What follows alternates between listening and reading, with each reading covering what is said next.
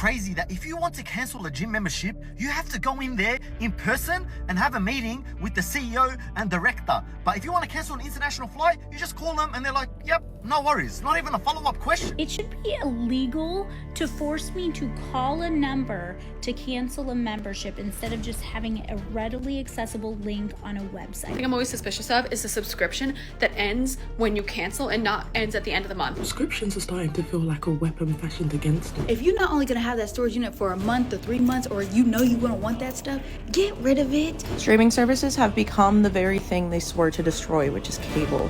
Go cancel your subscriptions, watch the new price that pops up. Thank me later.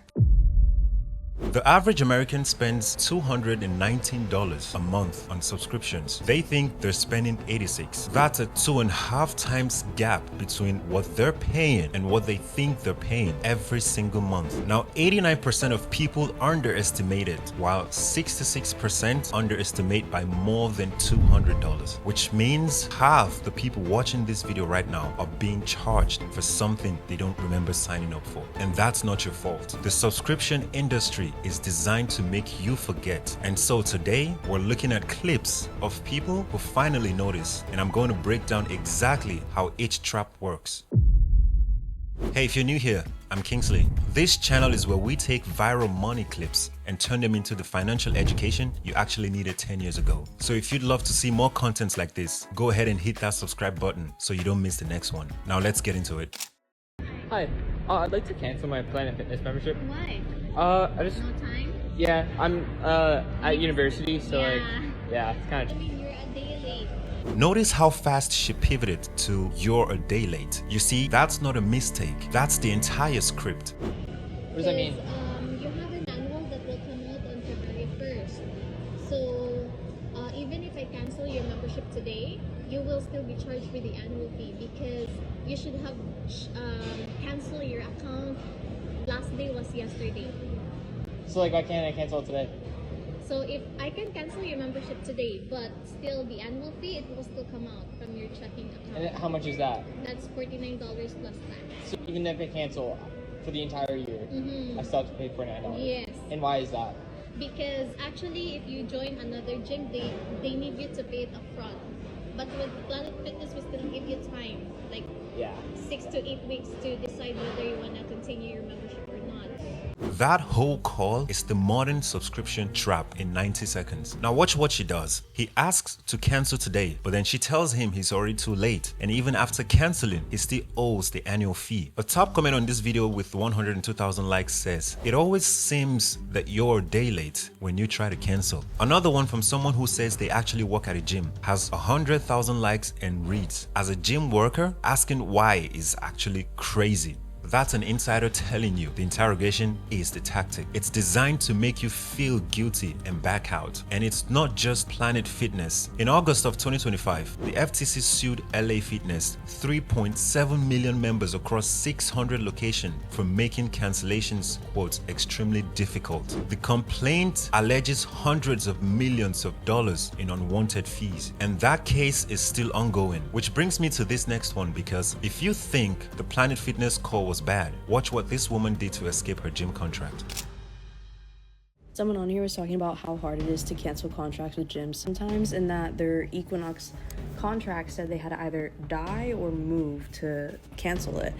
And it made me think about how one time I was trying to cancel a gym membership and I told her I was moving, and she was like, well, according to our contract, you can't cancel the contract unless you're over 100 miles away from a location, and we have locations all around the world, so where are you moving to? And I literally froze up and I was like, oh well, I'm moving to South Korea. It was so silent. Oh my god, I wish this phone call was recorded. She goes, South Korea. I was like, yep. And she's like, what are you moving there for? I was like, work. And she was like, what's the address? And I was like, oh, let me check real quick. I just got the place, so I quickly looked up literally South Korea real estate. That's what I typed in, found the closest address, gave it to her. She was just like, okay. She put it in the system. She's like, yeah, we don't have a location within 100 miles of there. And I was like, okay. So she made up a fake address in South Korea on the spot. Now, one comment with 15,000 likes just asks, how is that legal? And here's the actual answer. It isn't really. That's exactly why the FTC finalized what was called the click to cancel rule back in October 2024. It would have forced every subscription service to make canceling just as easy as signing up.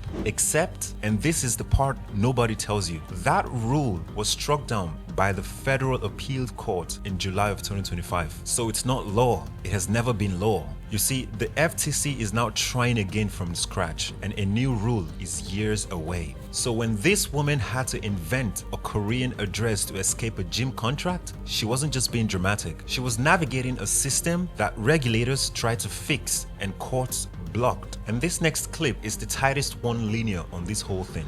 Isn't it crazy that if you want to cancel a gym membership, you have to go in there in person and have a meeting with the CEO and director? But if you want to cancel an international flight, you just call them and they're like, yep, no worries. Not even a follow-up question. And don't get me started, if you want to pause your membership, they'll always hit you with a, look, we don't usually do this unless it's medical, so you're going to have to provide some evidence, your blood type. Brother, at this point, it's easier to leave a Mexican cartel than it is to cancel a gym membership.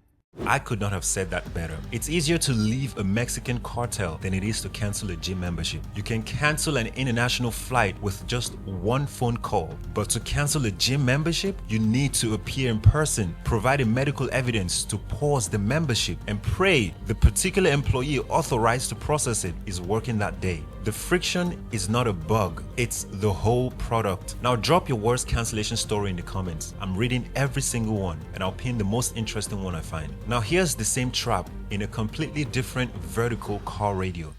It should be illegal to force me to call a number to cancel a membership instead of just having a readily accessible link on a website. I do not want to be transferred to the Philippines to a call center where somebody is going to be trying to keep me as their customer. I don't want it, especially because I fall for that shit every time. I had Sirius XM for like years. I'm pretty sure they started paying me to have Sirius XM. No, because really they're like, what if we offered you 2 years free of Sirius XM and an Amazon gift card for $1,000?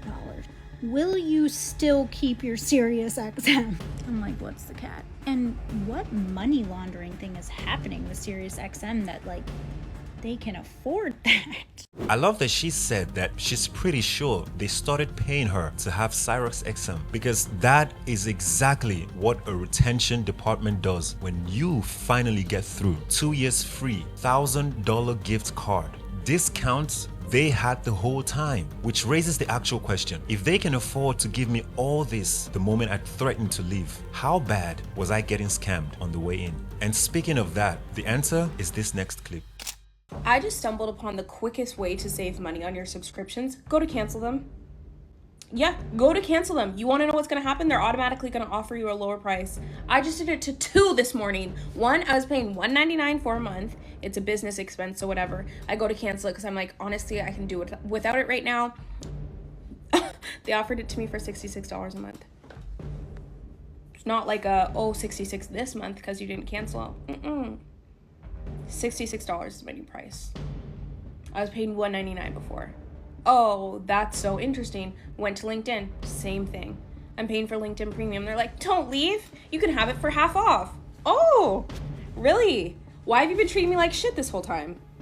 Go, cancel your subscriptions, watch the new price that pops up. Thank me later. So she went to cancel and they cut her price by 2/3 instantly. $199 a month down to $66. A comment on this video takes it even further. Someone named Whitney says, I do that with Hulu. Every time I go to cancel, they give me a dirt cheap price. So I accept it and just cancel when the lower price is over. Now Whitney is running a business. And here is why this hack works. The perception gap. Companies know most customers don't actually track what they're paying. So the retention offer isn't a loss for them. It's a discount that most people forget they got as soon as it expires. You threaten to cancel, they save the account. You forget the discount ends, and in 3 months, you're back at full price without even noticing. And if you think I'm joking, try it on one subscription this week and then report back. I don't have Netflix, but you can't tell me this is right.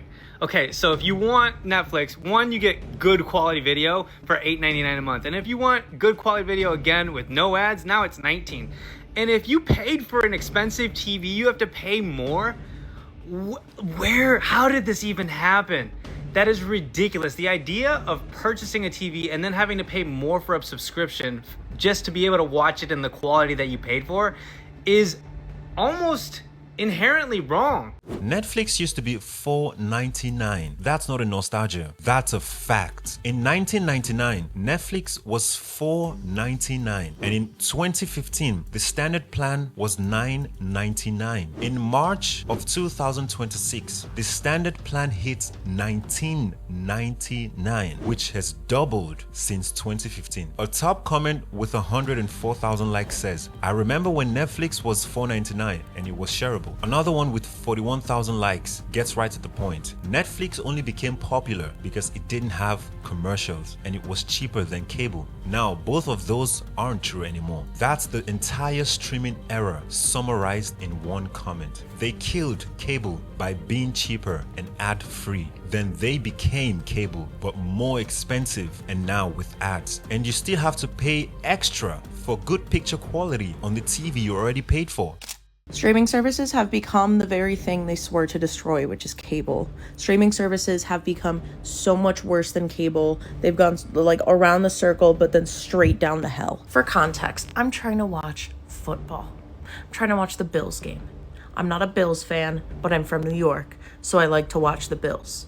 Oh, but if you want to watch football on Sling, you have to get the orange package. But the orange package doesn't include all the main channels for football. So then you have to get the blue package. The blue package has everything for hockey and for disc golf and for whatever other fucking sport. Oh, but if you want to actually get football, you have to get the orange plus blue package, because then you get special channels that you wouldn't get in orange or blue. But that doesn't even matter, because Sling doesn't have the Bills game. The Bills game is on CBS, and CBS is apparently through Paramount Plus. Oh, but I figured I'll go on the NFL app to see if I can get the Bills game, because they have all of the games and they're showing the times and everything.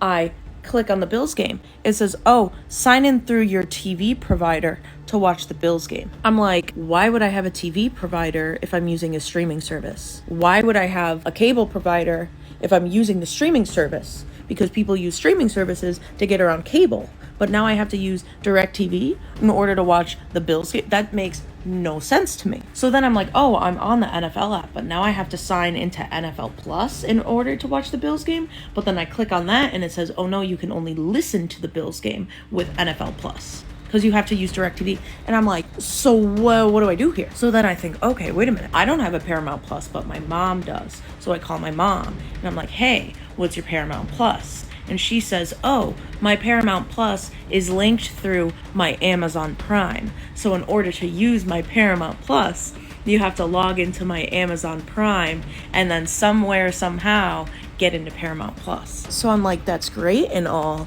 except for the fact that it's not telling me to sign into Amazon Prime on the Paramount Plus app to watch the Bills game. It's telling me to sign into Paramount Plus. But because my mom's Paramount Plus account is linked through her Amazon Prime account, there's no actual standalone login information for Paramount Plus, because I tried to use my mom's Amazon to sign into Paramount Plus, because I'm like, oh, if they're linked, then it would be like symbiotic. Like I could, nope, can't use it. So now I'm sitting here like, why is there so much red tape? Why do I have to have 17 different streaming services? Why do I have to make sure the trajectory of the moon is in the right spot in the sky in order for me to log into my Sling at the right time to get the right channel? Like, it doesn't make sense to me.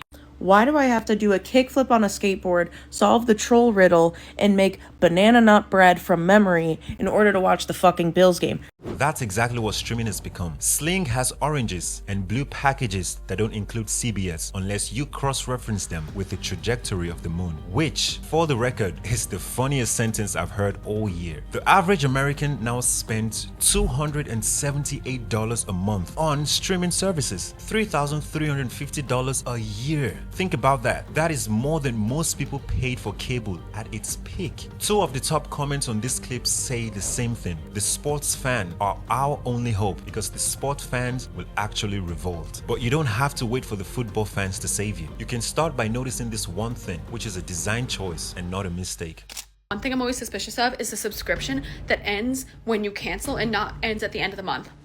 That does not sit right with me.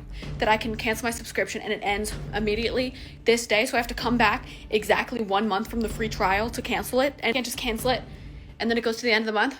She spotted a dark pattern that most people miss entirely. When you cancel a subscription and it ends immediately, instead of the end of the billing period you already paid for, you're being robbed. You pay for the full month, so you should get the full month. But if the service cuts you off the moment you cancel, they are banking on you resubscribing later and getting to charge you again for times that you already paid for. It's like paying for a hotel room and getting kicked out the moment you tell the front desk you're checking out. That is a design decision, not a technical limitation. Now, this next creator has the actual name for the pattern behind everything we've seen so far.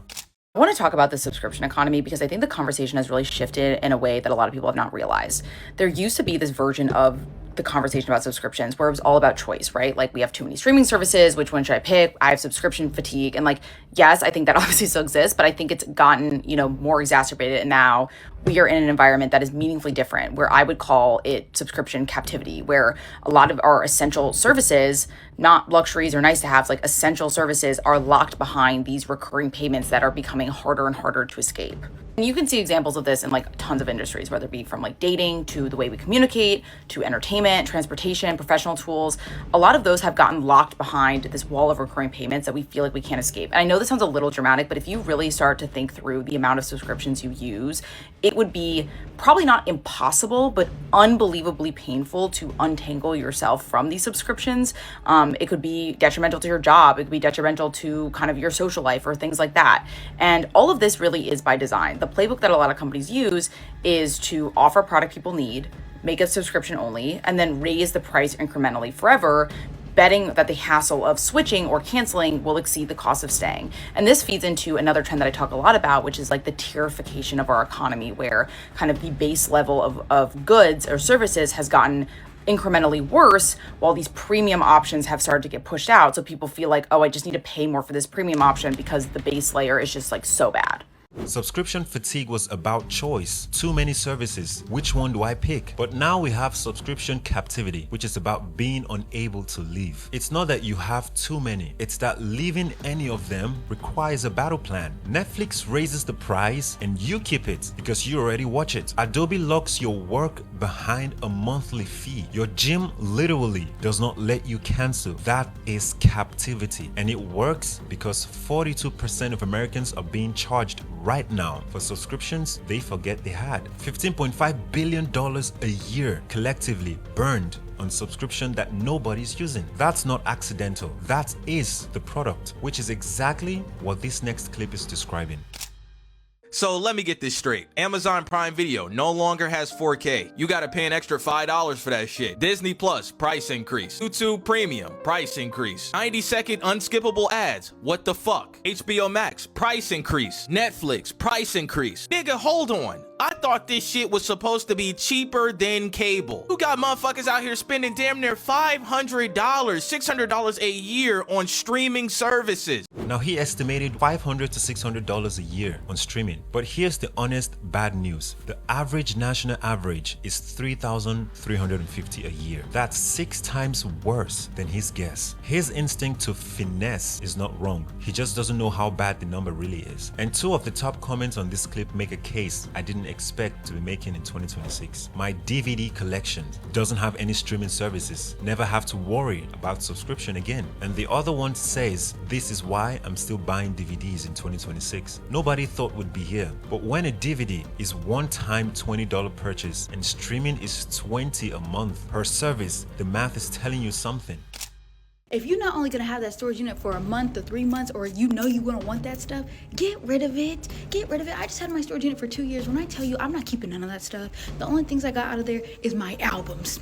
Yup, all my memories out of there. But other than that, what are you paying $200 a month, $150 a month for? Get rid of that stuff now.